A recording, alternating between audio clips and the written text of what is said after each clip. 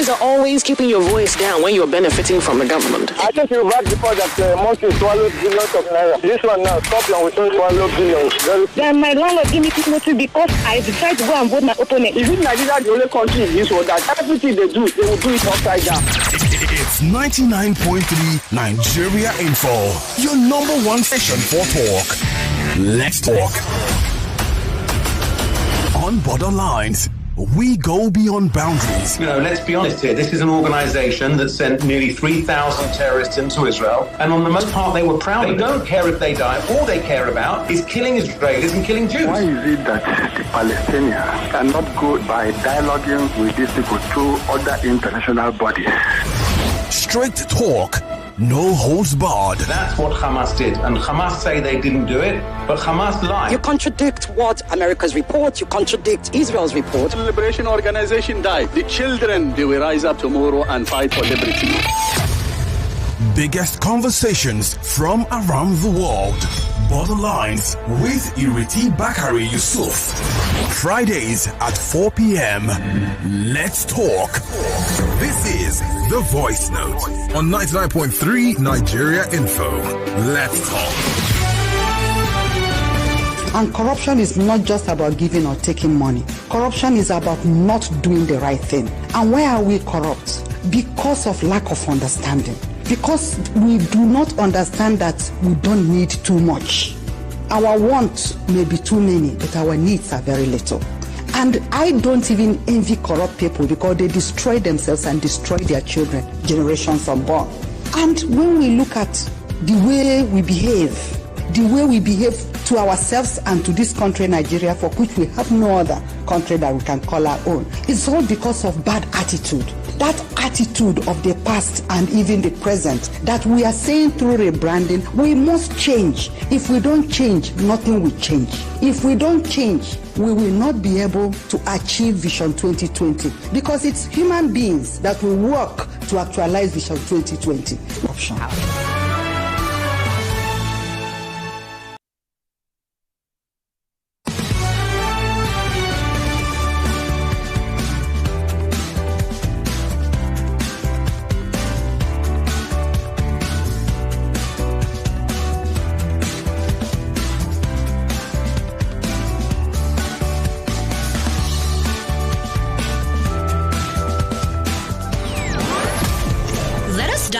Into the heart of global affairs. We go beyond the headlines and into the real stories shaping our world. Why pay more than $200 million to have 1,000 Kenyan soldiers come to Haiti when we could use that money to train the police? What you've done with your grief is actually to spread it and give it and turn it into the love. This served Netanyahu because he didn't think Hamas would ever be a serious military threat. Congo is a country with so much wealth. The people have been fighting to regain control. From the corridors of power to the front lines of change, Borderline brings you in with analysis of the issues. The U.S. has power over them. Most of them will steal money from Haiti and invest in the U.S. So people who support Sonko and Jumai 5, over half of them don't have a voter's card. Sounds like Nigeria. Join Ireti Bakare-Yusuf on Borderline.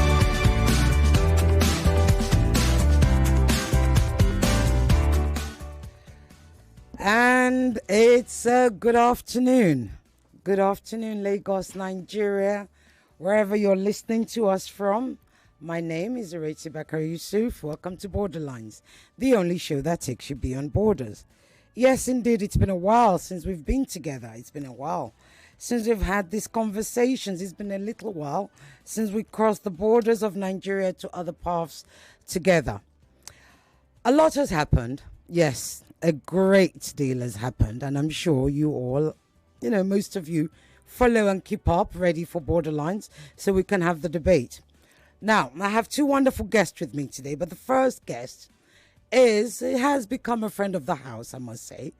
You would have seen him on the panel of the special Borderlines debate, the Middle East crisis. You would have seen him on the panel. He's none other than Ambassador Abdullah Abu Shawesh, who is the Ambassador Extraordinaire. This is what I always get wrong. Let me say it properly now. Ambassador Extraordinaire and Plenipotentiary Embassy of the state of Palestine. Did I get that right correctly, sir? Yeah. Sure. Okay, great. Excellent. Ambassador, thank you so much for joining us. Now, okay, tell me, first of all, before we go on, why do I have to say that properly? What was important about the extraordinary and plenipotentiary, which most of my guests may not know? Just explain to us why that was important. Thank you so much indeed for having me today. And many thanks, of course, to Nigeria and 499.3. Indeed, this is, I think, the third time or the second time I was with you. To be with your distinguished FM radio, and I'm really very happy because you are, and this radio is shedding light on the very important topics, which is overseas, beyond the issues and the challenges that this beautiful country, Nigeria, is facing and suffering. Of course, likewise, all of the southern country is facing and suffering. Indeed, when it came to your question, it depends to them to the issue of legal, so that I had the ability by this very long and complicated title to sign an agreement on behalf of my government. And this is very important because, again, and allow me to take just a few minutes, we the Palestinians will educate people and will expert in many fields. And on top of that, of course, is the agriculture, medicine, and other fields, so that when I came here, one of my target, or on top of my target, which is before the war or the American-Israeli war against the Palestinian people or on Gaza, one of my top priority was to maintain or to strengthen the bilateral economic and development relations, so that my previous prime minister and my of course my president was titling me in this very long and complicated title. To me, they make sure that as economist, at least, I can do something significant, and I hope that this war has come to it because we, the Palestinian, can do something very significant when it came to the agriculture and many other sectors. Here in this particular country, we can be a game changer when it came to the, again, agriculture sector, medicine sector, and other sectors, of course, economic and development. Well, certainly, that's why you have that title, that very long title. Well, I do want us to talk about the agriculture and especially the SDGs, which I know you're very, very passionate about. So we'll come to that much later. I hope this network doesn't let us down. So let's quickly get the politics part out of the way, if you like.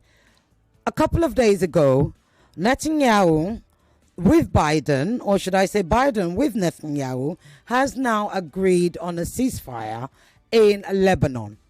A ceasefire that some arguably say is not how should I say, not totally, it's a bit rickety, not totally comfortable, number one. Number two, a ceasefire, of course, that Hezbollah agreed to. Since then, it's day 3 today, we've seen celebrations on the streets of Beirut, of Lebanon, people wanting to go to their homes, people going to their homes. But of course, immediately, we've also begun to see what one could easily argue as Israel's usual behavior, where they're already saying, you can only do this, you can't go this far. Hezbollah already said this morning, Israel has broken the ceasefire by throwing rockets, etc., etc. First and foremost, I'd like to get your thoughts on the ceasefire itself. What do you make of that ceasefire, and what were your immediate thoughts? Thank you so much again for having me, Ireti. Indeed, when you mentioned that Biden, Netanyahu, Biden, you are rightly said it, and in the same exact, and to the point, because this war, whether it is on Gaza or on Lebanon, was launched by Biden and his administration in the very beginning, then as the other one, which is Netanyahu. So that when there is no mix or there is no difference when it came to Biden, Netanyahu, both of them is launching the war against the Palestinian, against the Lebanese people, and in total against anyone in the middle. Second, when it came to the ceasefire, we should differentiate between ceasefire and end the war. they talk about ceasefire, while Netanyahu, since they signed the ceasefire agreement, so to speak, he mentioned that we are talking about ceasefire, but we did not talk about ending the war, which means that he, and this should take us to your third point, which is that they have their explanation and interpretation for the ceasefire agreement. And let me just take you a bit back to the my experience as someone who spent 8 years in the United Nations. I'm very proud of that. The first ever lesson that we used to learn it there is that wording have a meaning, comma, semi-comma, everything have a meaning, and it depends to how did everyone will go to interpret it. So that Netanyahu and his, of course, criminal government or criminal, this is not my point. This is the International Court of International Criminal Court. This is not my opinion, at least.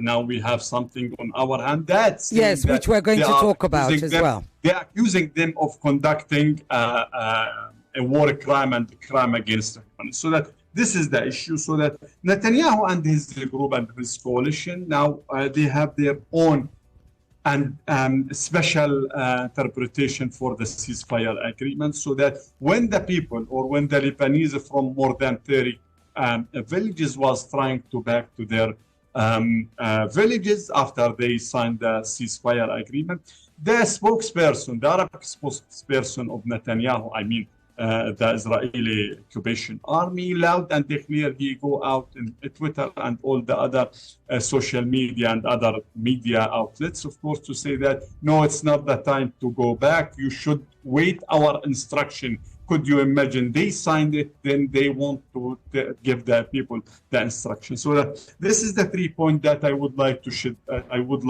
light on it. Okay. And again, back to you, of course. Thank you so much. Okay, so what you're saying is that the same person, Biden is saying this is an end to the war. Netanyahu is saying this is not an end to the war because it's a 60-day ceasefire, correct? Yes, of course. It was very clear. This is not implicit. This is Netanyahu came out explicitly to say that this is a ceasefire, not ending the war. Okay. This is not my word. Of this course. is what you can do. Shit, and loud and clear mentioned that this is a ceasefire, not ending the war, and he can back to war anytime he decided or feel that it's time to back. And therein lies the problem, because so here's the thing: Nasrallah, who was the head of Hezbollah, had said we are going to continue fighting with Israel until Israel gets out of Gaza. Now, Nasrallah, of course, as we know, has since been killed. Yes. Hezbollah has agreed to this ceasefire. Yet, war is still going on in Gaza. What do you think is going on there? Is Israel now playing yet another game of divide and conquer? Or could it be that Hezbollah has made a deal that now isolates the Palestinians? Is that possible? The question is, because sometimes we should not just go to take the headlines of the media itself, okay. Because the media, as I used to say, and I will continue to say, the media itself was, the dominant media, which the mainstream, yeah. Discourse, the mainstream media, the Western media is completely biased to the Israeli and the Zionist media, and the majority of it is, of course, owned by the Zionists. So that they used to put the slogan, then we, as a Palestinian, as the international community, start discussing the minor issue. The question is Hezbollah was fighting or anyone fighting with the Palestinian? And before even the creation of Hezbollah, there was an occupation, 1967, before the creation of Hezbollah itself, there was the expelling of the Palestinian and Nakba before the creation or even any born of the current Hezbollah, any person was born there, or before anyone was born 107 years ago, there was the notorious and despicable Balfour Declaration, which is sow the seeds for the current evil that the Palestinians suffering. The question is it just Hezbollah? Hezbollah is part of the story, but the main story is the Israeli occupation itself. The question is, Hezbollah was fighting against Israel a long time ago because they believe, and everyone know, that there is Mazari' Shib'a or Shib'a villages, which is still under Lebanese villages, which is still under the Israeli occupation. And according to the international law, of course, the Lebanese has the full right to fight the Israeli occupation to liberate. Again, this is the international law. This is not our opinion. This is the international law. So that when they say that Hezbollah, wow, isolated Gaza, Gaza is already isolated. Gaza is isolated and completely isolated and neglected by the international community itself. Put aside all the rhetoric, which is, and the lip services that we used to receive it, or we have been received it for 14 months till now. Gaza was bombed with more than 90,000 tons of explosive material, which is completely exceeded what the explosive material that used in the Second World War. Gaza was completely and loud and declared that the Americans themselves is heavily engaged in this war against the people in Gaza.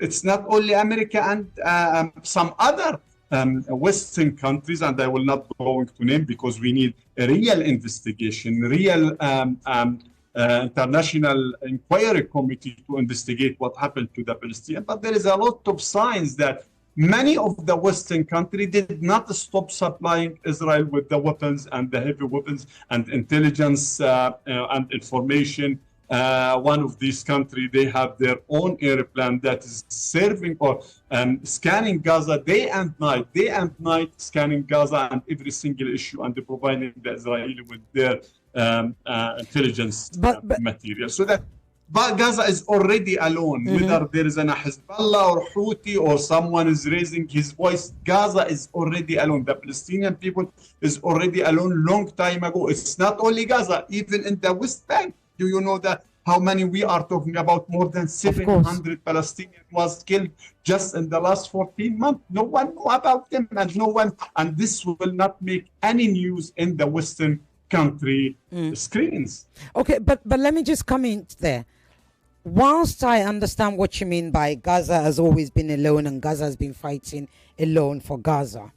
No, I'm sorry, I did not say that Gaza is fighting the war on Gaza, not in Gaza, because there is a big difference when we use Gaza is not fighting. Gaza under attack. Gaza is under attack. Yes, right. Okay. American-Israeli attack. Yes, of course. Okay. Now, but the fact remains that since the ceasefire in Lebanon with Hezbollah, the moment that was announced, whilst Gazans were very happy for that ceasefire, they were also very sad for themselves. So where does this leave Gaza is the question. Because I have seen children who are crying and saying, I want to go back home too. I don't care what condition my home is. I'd like to start rebuilding. Fathers are saying the same. Where does this leave Gaza is the question. Where does this leave Gaza, even though that attack has been going on for 412 days, 10 days or so? 420 days we are talking about today. 420 days, yes. No, the question is, are you happy, you personally, are you happy because of the ceasefire? For sure. Because you are a regular person, because you are not a psychopath person. You are happy if anyone, not psychopath, is very happy of the ceasefire that happened and that ran on Lebanon. Every Palestinian, I'm pretty sure that me, my president, everyone is not psychopath, is for sure is fully happy. Even some of the Israeli who is still not psychopath is very happy because of the ceasefire in Lebanon. Just Netanyahu and the others, because of their political issue. They are not happy about what happened, of course. And of course, the producer of the military weapons and others, whom we will know that now there is cut of the supply of money for their banking account, not happy about the ceasefire. So that let us be very clear, as an international community, as regular human, as not psychopathic human worldwide, everyone is happy, should be happy, and I'm pretty sure is happy. The Gazans people, my family is there.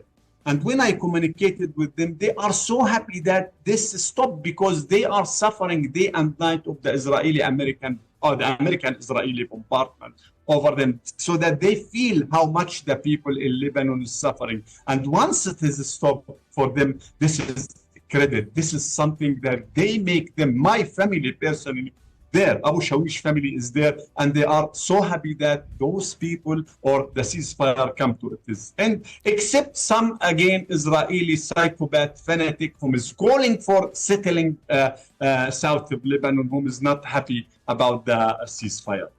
Okay. So again, to make it generally speaking, anyone who's not psychopath is happy regarding the ceasefire.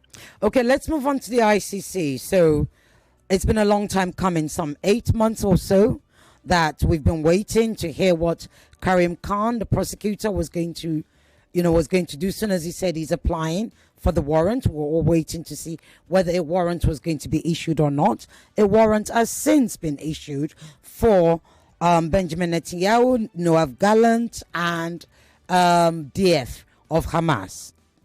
Now, DF is said to be dead. We don't know. There is no confirmation. Israel claimed they've killed him. Hamas has never confirmed whether he's dead or not. So we'll focus on the two that we know, Netanyahu and Yoav Gallant.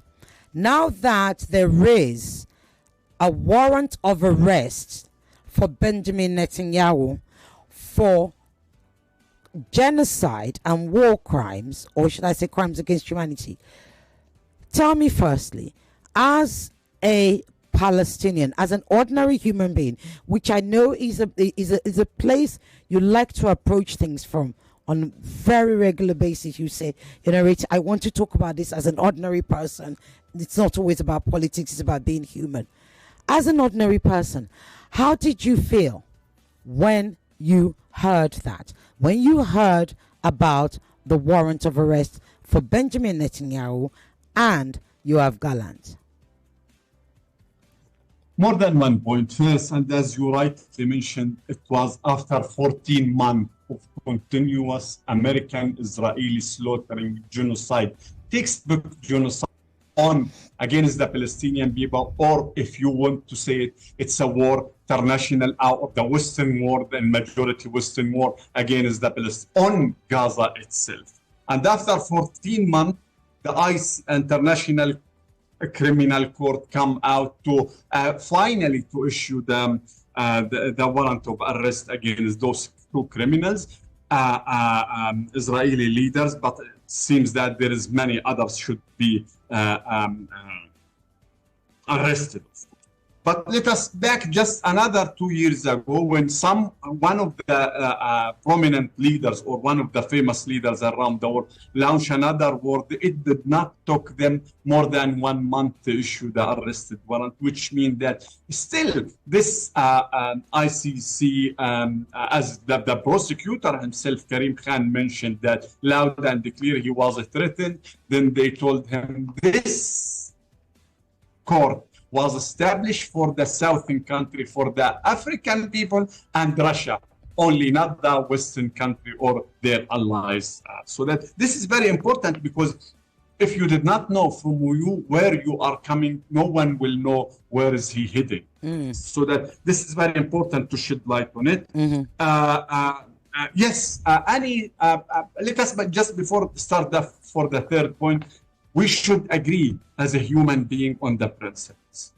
Anyone conducted a war crime, a crime against humanity, should be arrested and prosecuted and tried and face his deserved destiny. This is very important. But you cannot say that because this is the only democracy or Western democracy, so that it's strange to issue to them an arrested warrant. It's a criminal democracy, unless you want to say that. But of course, we have something to say when it came to the democracy. It's a Jewish, Ashkenazi Jewish democracy. You cannot say Israel is a democracy because this is something arguable, and we have a lot of issue to talk about it. But unless you want to say it like this, Ashkenazi Jewish or the Khazarian Jew democracy, I have no problem in that. But to say a democracy or Western democracy, this is arguable and discussed.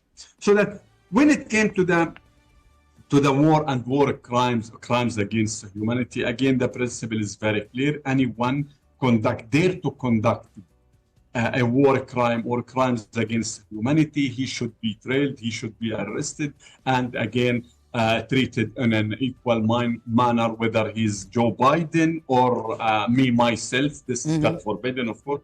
Everyone should be equal before the law. Third, any person, any regular person, any human being, when he heard after nearly 44,000 innocent Palestinians was killed, 2/3 of them, or 70% of them is women and children.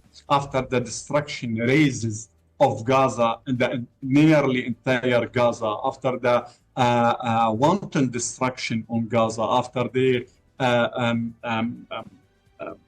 approximately, we are talking about 12,000 persons or 12,000 of the Gazans who are still under the rubble, and no one knows whether they are still alive. They are, but the majority of them, of course, or they are arrested, or what is happening to them. There are 12,000 still missing, part of them under the rubble and part of them under the Israeli jail or concentration camps there in Israel. And many other atrocities was conducted, tens of atrocities was conducted against the Palestinians. After all of that, to hear as a human being that those two criminals was the ICC issued against them an arrested warrant. This is very important, not for the Palestinian, but for everyone, for every human scene, for every human belief of the international law. This should be something to be celebrated by everyone, because again, no one is safe until everyone is safe. If you agree in Africa, in Asia, in Southern country, for those two criminals to go free everywhere, this means that after a while, God forbidden, you should agree that others who can conducted the same exact atrocity should go free and should do, because the logic here is mighty creating the right, and this is the jungle law. Every one of us, especially in the South, the fragile country, we are a very fragile country in the South when it came to the military issue. We should stand very strong to uphold, to adhere to the international law. Might cannot create right, and we should not agree on the law of the jungle. Okay, I'm running out of time. I know you're all going to want to call. The telephone number is 0201 2770993, 0201 4657190, WhatsApp 0809 597 5805. Ambassador, because I do want to get in here before the calls, there's something else. I'm going to move on from the ICC. You've often spoken, when you came to the debate, after the debate, you and I had a chat and we spoke about agriculture. I'd like you to tell Nigerians, my listeners, not just Nigerians, as you know, we have listeners from all over the world, about Palestinian agricultural skills and, you know, what it's doing in Nigeria, what it could do in Nigeria.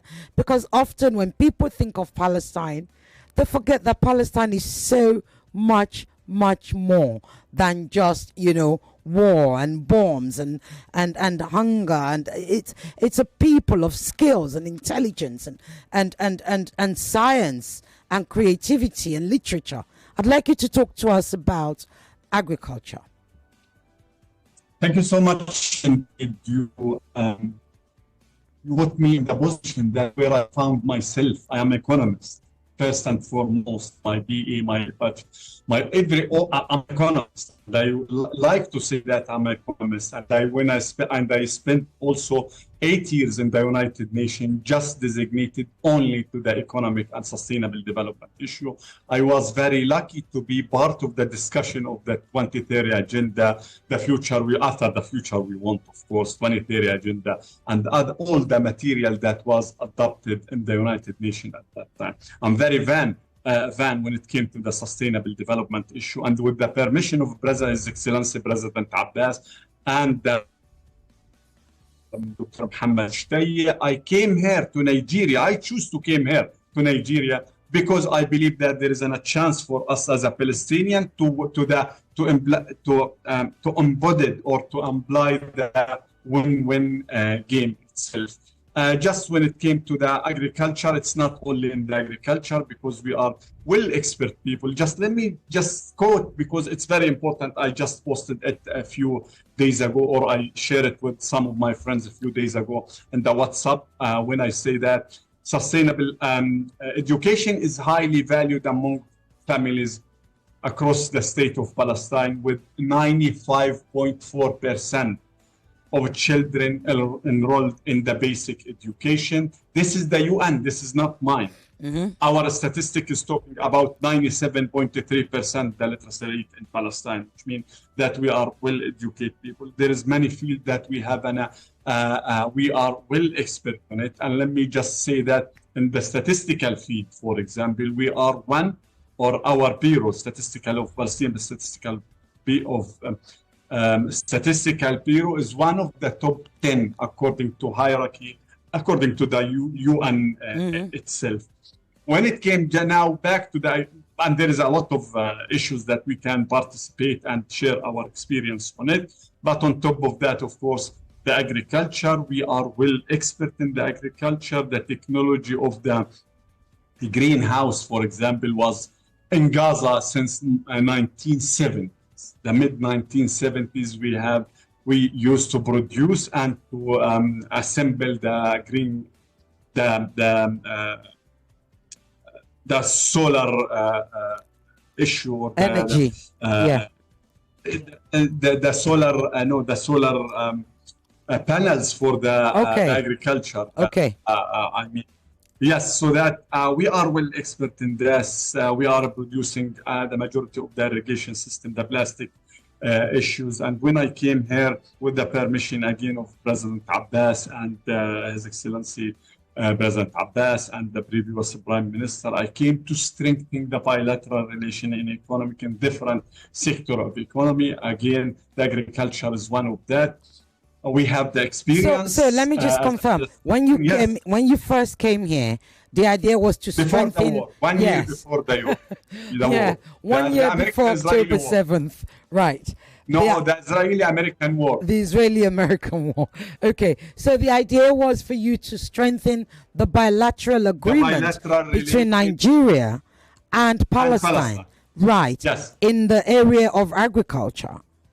In many areas. In many areas, agriculture, right. One of it. We have 7 drugs manufactured in Palestine. Could you imagine Palestine, the very tiny place with 7 5, 6 drugs manufacturers, right? Yes.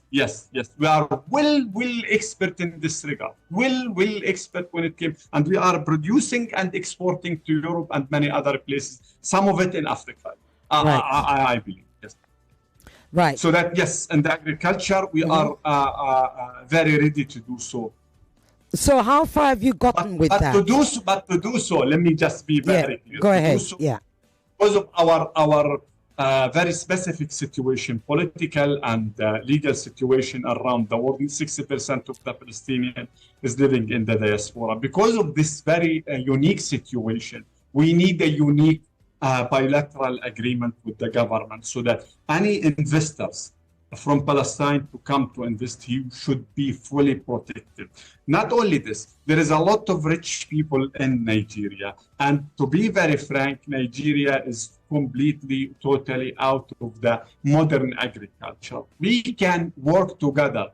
The relative advantage that, or the absolute relative advantage that both of us have it in the agriculture. We have the absolute relative, and when I say the absolute, I mean it, absolute relative advantage on the modern agriculture. technology, technology or experience. And Nigeria and the Nigerian people, the Nigerian government, the Nigerian states here have the absolute relative advantage when it came to the labor, because agriculture is a labor-intensive sector. They have the absolute relative advantage in the land, the very wide land, water itself, and the weather itself. I'm pretty sure it is amazing. Just how to mix, and of course, there is a lot of rich people here who can do something very significant if can we merge together both or the mix of the relative advantage that we have it. But again, we the Palestinian, I even in this very tough days as the ambassador of Palestine, I'm ready for your listener. Everyone can reach out to you or to me directly through my office, so that they can reach out to us to have a discussion in this regard. We are ready. One of our experts is here in Nigeria, and I'm pretty sure that he will do something very significant. Tens of our experts whom was... Can I ask, are you working with any of our universities in Nigeria at the moment? Come again? Are you working with any of the universities in Nigeria? Unfortunately, I started this discussion with the universities and issues like this to connect it with our university, because again, we are well-educated people. Gaza alone, before 3 universities in Gaza, serving 2.3 million Palestinians there in Gaza, was graduating doctors. Of course. Our doctors whom is graduated is well experienced,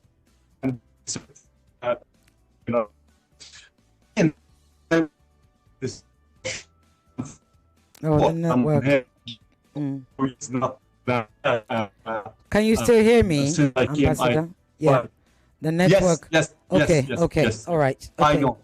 But again, yes, even if there is a businessman, if even anyone of the anyone out of the 36 state here, governor or his government body would like to reach out to me, I'm ready. We are ready as a Palestinian. We are ready to discuss and to put a step forward. And again, let me be very clear. When it came to the agriculture, we, the Palestinian, with full confidence, we can be, if the circumstance itself was built in the right way, we can be a game changer in whole entire Nigeria. Okay, all right. Okay, the lines are open now. You can call 0201-277-0993. Female line is 0201-465-7190. WhatsApp is 0809-597-5805. I'm curious. So when we hear about Palestinians working in Israel, would agriculture, is this part of the skills that they're doing over there? Bear with me. Let me just try and answer this call. Hello? Good evening. I can't hear you. You need to speak up, please. This is Pastor Badamosi from Sulere. Yes, go ahead, Pastor. Yes, I love the discussion this evening because it tends to bring what Palestinians can do to the world. I'm really glad about it. Yeah. And I think we should continue with this kind of discussions. Is an ambassador extraordinary, which means he is there as a special ambassador to promote Palestine. But my question is, or my concern is, legally, can Palestine enter bilateral agreement with countries and without hindrance? Can we really trade with Palestine? Sorry, ask the question again, sir, please. What I'm asking is that, can any country, for that matter, trade with Palestine for now with all these problems? Right, you're saying that is it possible for any country to trade with Palestine given the problem? Go into bilateral agreement with Palestine. Okay, all right. You hear that, and I'll pick up another call. Thank you, Pastor. Hello. Good afternoon, Cecil.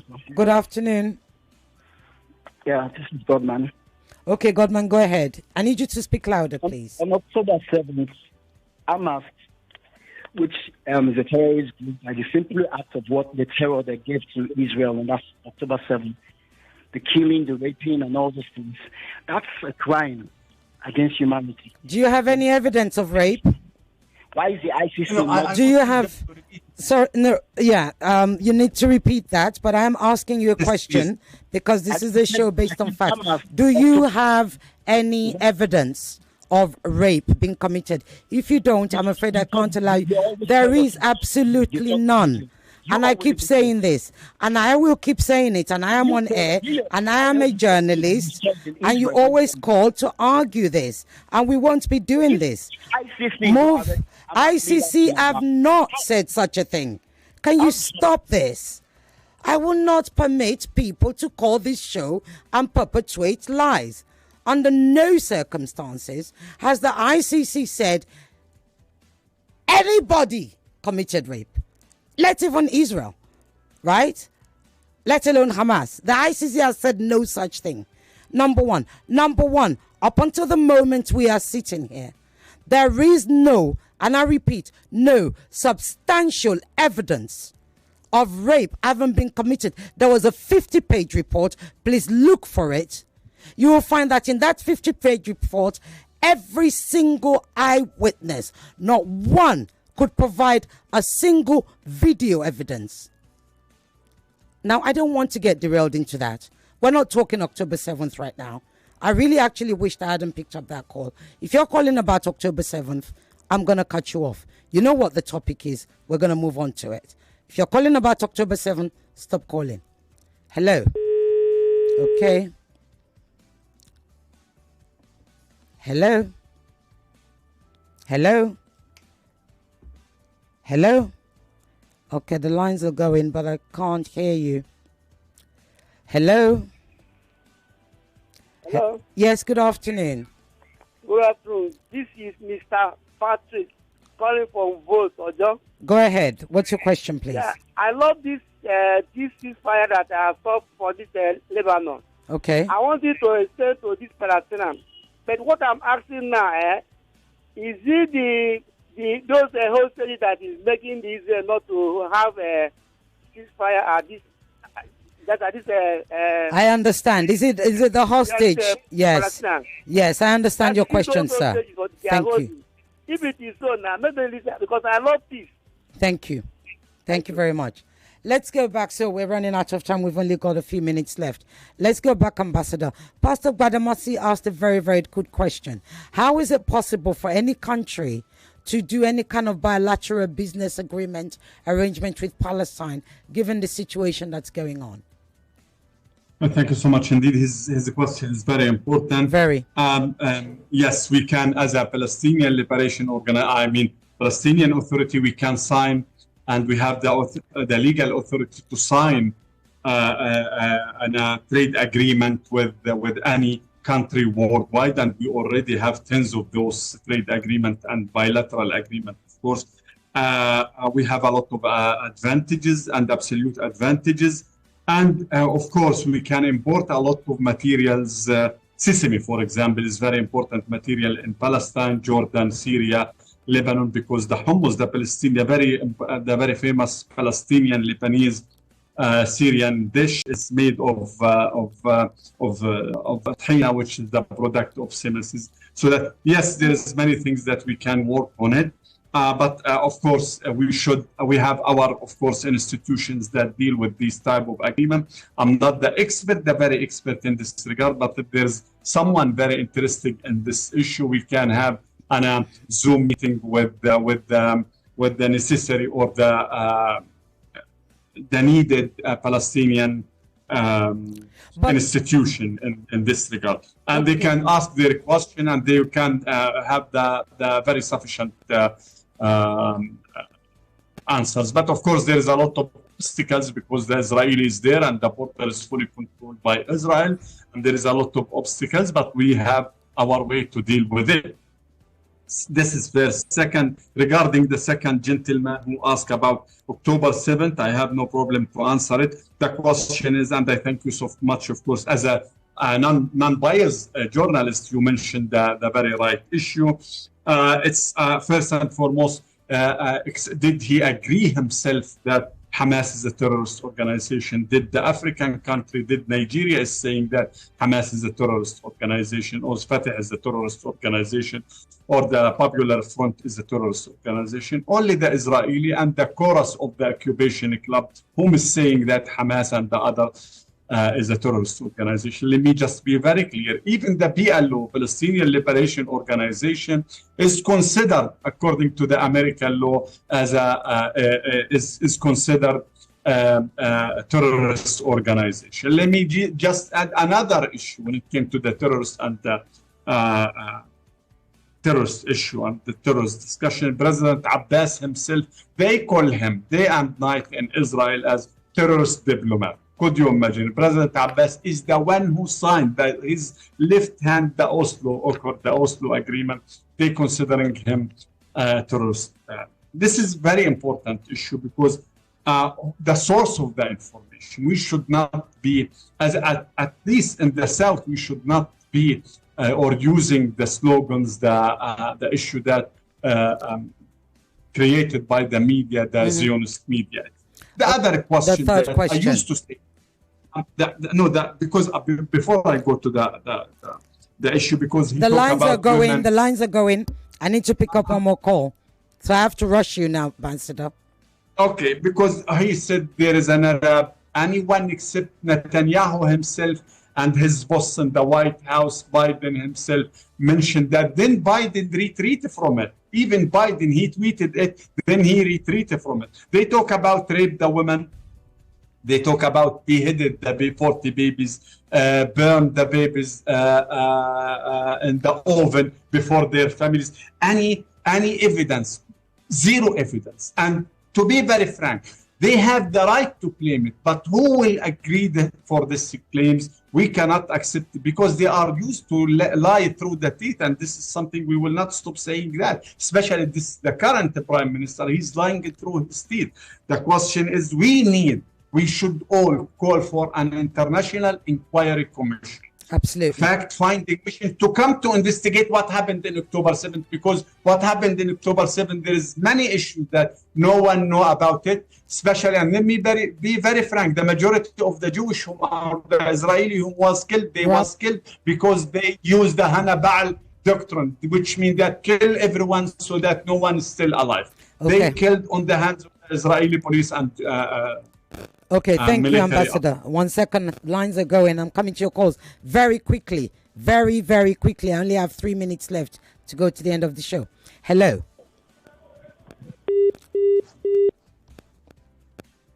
Hello.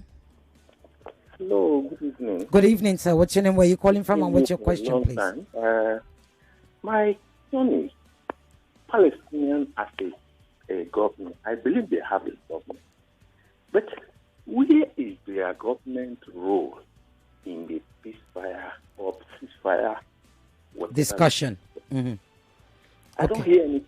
Okay. I know of Palestine, and that one has been established just a few days ago. But in this case, Hamas, that is what I hear of. Okay. All right. What happened to government of Palestine? Okay. All right. What is their position? Let the ambassador let me know. Okay, sir. Okay, thank you. Right, that's, I'm going to try and squeeze one more in. Ambassador, and you're going to have to answer them very quickly. Hello. Hello. I can see you, I can't hear you. Yes, good afternoon.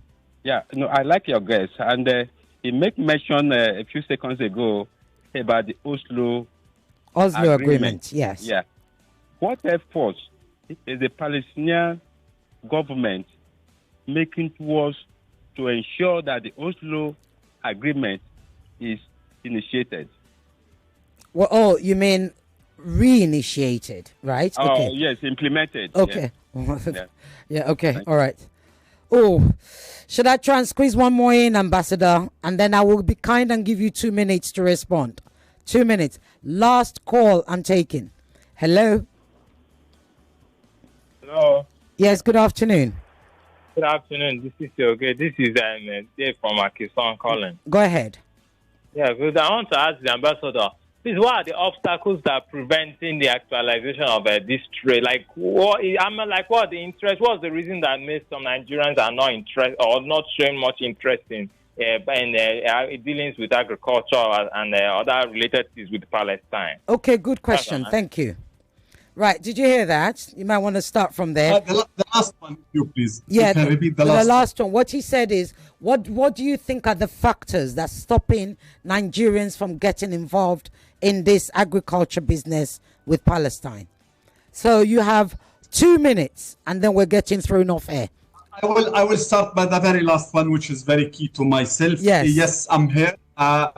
Everyone can reach out to me through you or through my office, of course.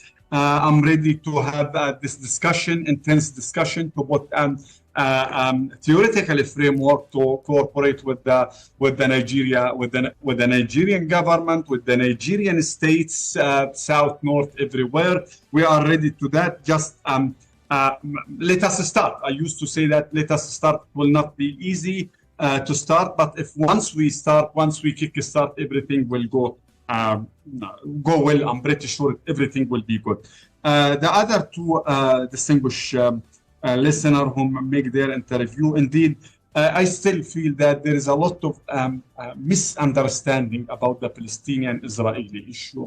And since I came to here, I find myself need to start from the beginning, because the majority of the people here still believe that this is even part of them believe that this is a religious issue, which is completely not true. And if you allow me... Okay, you're about to be cut off very quickly.